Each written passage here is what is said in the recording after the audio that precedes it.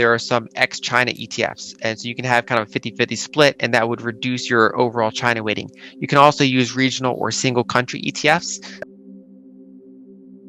For me, I also like to go into some individual companies in those space. So I use a blend of individual companies as well as some of these regional ETFs and single country ETFs.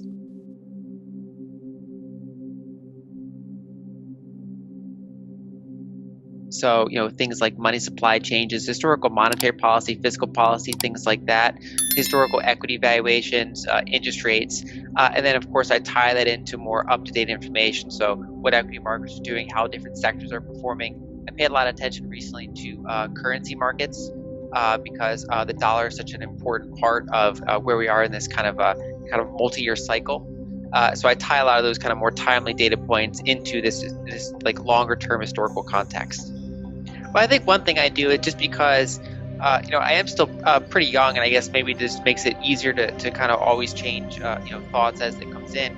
But aside from that, I try to follow people I agree with, disagree with, from totally different backgrounds, so that I'm always kind of aware of the counter argument, and that I'm able to articulate their argument in a way that, that I think that they would agree with, that kind of gives it the credit that it's due. And then just from, taking a numbers-based approach to things, and kind of, every time I make an argument or make it, some sort of economic outlook, I try to tie it into data at some point. So if I don't have the data on my side, I inherently have to go a different direction. So a lot of times I'll start with a hypothesis that I think something's correct, but when I go about trying to justify it, I find that I can't, and then therefore I have to, sometimes I end up taking the alternative view, or that the outcome is simply, indecisive at the time, and therefore my original thought was most likely not grounded in facts. And so by having that really kind of enforced kind of numbers-based thing for every point I make, that really kind of inherently gets you more towards truth whenever possible. It's still always, of course, you can interpret things wrong.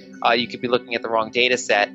So it's always important to just keep questioning where you could be wrong, what are the risks. And I think that's one of the biggest risks in the industry, because, the investment management industry attracts, really bright people. And so one of the biggest traps they can fall into is not that they're not intelligent enough. It's falling into the trap of being prideful, or just not being quick enough to iterate, or to realize, to be able to strongly articulate an alternative view.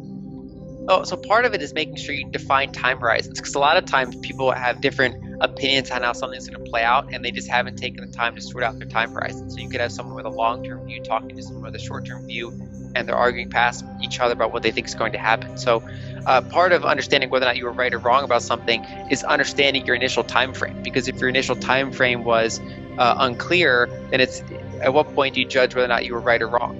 And so I think having that kind of predefined time frame helps you kind of go back and reassess things objectively. And then aside from that, just starting from first principles all the time, just starting from raw data, and then layering narratives on top to help contextualize that data, add insight to that data, rather than starting from a narrative or starting from an idea and then finding data to continually back that up. I think so. I think, for better or worse, I mean, my journal is incredibly public because my work centers around writing. And so I have, timestamped newsletters, I have timestamped premium reports, and so the archives are available, so I can go back and look through them. Sometimes if I'm updating a view, I'll go back and look at what I wrote about that sector or that particular type of company before to see, sometimes it played out. I see if that thesis is still correct. Sometimes it did not play out, so I see why not. So, for example, a couple months ago, I was reviewing one of my past energy stock picks, and just going back, of course, that out of all the stocks this year, that would have been one of the worst ones to go into the year with. And so I basically went back and reviewed, like, okay, is the fundamental thesis still good?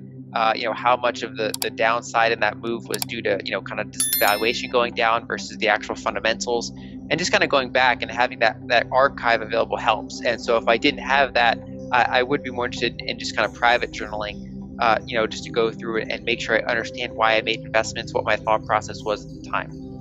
Yeah, so I think part of it is understanding what you have an edge in. And so if you try to do everything equally, you're going to be pretty much mediocre at everything. Whereas, kind of defining your own strengths and weaknesses and making sure you're very clear about what you're trying to do makes it easier to filter out information. So, for example, with myself, because I have a long-term view for most of my investments, I can filter out most of the short-term noise and a lot of the high-frequency stuff, and that kind of keeps me focused on data that will affect the long-term outcome of the investments I make, rather than kind of trying to manage both the long-term and the short-term simultaneously.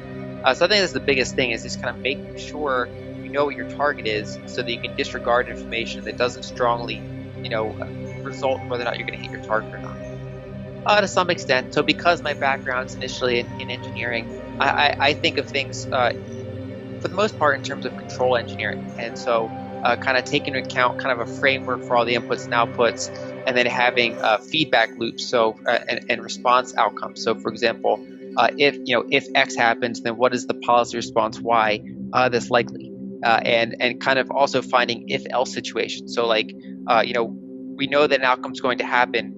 We don't know specifically what direction it's going to take, but we can form very clear things like, if it goes this way or this way, what are the things that are almost certainly likely to happen from either of those two outcomes? And then therefore you know what to do ahead of time if that outcome occurs. So kind of having that, trying to find points that are binary wherever possible. Yeah, I think so. I think, and there's two kind of broad separations to that question. So one is taking profits and things like that. I look at a variety of, overbought indicators, oversold indicators, to try to see where price would affect something, where I want to take some profits off the table. Like, I might trim my tech stocks, I might trim my copper stocks, because they've done very well, whereas I might stick with some of my things that have lagged a little bit this year. On the other hand, the main thing about determining whether or not you're right or wrong, at least in the type of investing I do, is watching the fundamentals outcome. So the quarterly reports, the annual reports, and if a company is just not growing at the rate I expected, or if they announce certain bad news or change in strategy or something that didn't align with my initial envision of how that investment is going to play out, then I have to go back and reassess and just kind of start over and say, okay, is this attractive at the current price level, the current fundamentals, or is it deviated so far from what I'm expecting that it's really time to cut losses and capital somewhere else? You could, for example, buy a broad ETF, but then also there are some ex-China ETFs. And so you can have kind of a 50-50 split, and that would reduce your overall China weighting. You can also use regional or single country ETFs. So for example, you can buy an India-only ETF, or you can buy a Latin America ETF. And for me, I also like to go into some individual companies in those space. So I use a blend of individual companies as well as some of these regional ETFs and single country ETFs. Most of this year, I was really bullish on Chinese tech, but they came pretty far pretty fast. We've also seen some increased regulatory action against them. I still remain bullish on them long term, but I'm increasingly interested in diversifying a little bit. So I've been bullish on India, Russia, even Latin America to some extent. I was more cautious on them earlier in the year, but we're seeing some signs of life out of there, especially because a lot of industrial commodities and agricultural commodities have done pretty well. And so I'm pretty bullish on a rather broad set of emerging markets.